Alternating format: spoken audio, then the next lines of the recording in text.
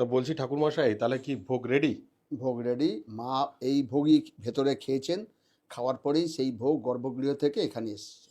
তো একটু যদি ভোগ সম্পর্কে একটু যদি আমাদের পরিচয় করে দেন, কি কি আছে? এই হচ্ছে মায়ের ভোগ।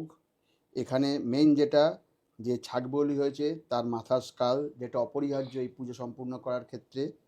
সঙ্গে আছে মাছের মাথা, এরপরে যে সবজি আছে, চাটনি আছে, ডাল, পায়েস আছে, এখানে ফলমূল আছে, এখানে শুক্তো আছে, এখানে তরকারি আছে, মাছ আছে, 5 রকম ভাজা আছে, পোলাও আছে। এই হলো মায়ের খাবার।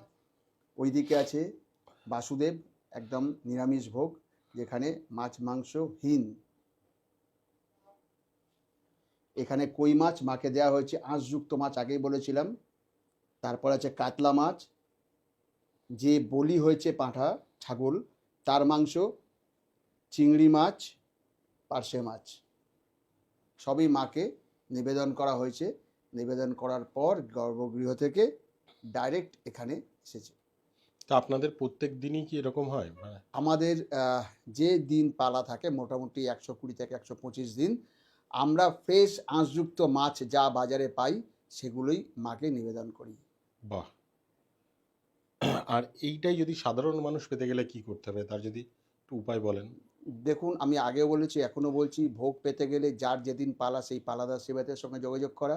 যদি আমার থাকে আমার সঙ্গে যোগাযোগ করবেন, আর যদি অন্য লোকের থাকে আপনারা যোগাযোগ করতে পারছেন না, সেক্ষেত্রে আমরা সবসময় সহযোগিতা করার জন্য। তা দাদা একটু নাম্বারটা বলে দেবে তোমাদের? 7979083911 7980839119 এই নম্বরে আমরা যোগাযোগ করতে পারি, তাই তো? হ্যাঁ, আর একটা সাবস্টিটিউট নাম্বার রেখে দিন। না হ্যাঁ, বলে রাখো, বাই চান্স যদি এটা তোমরা পুজোয় থাকো না। হ্যাঁ, 8697660511 তো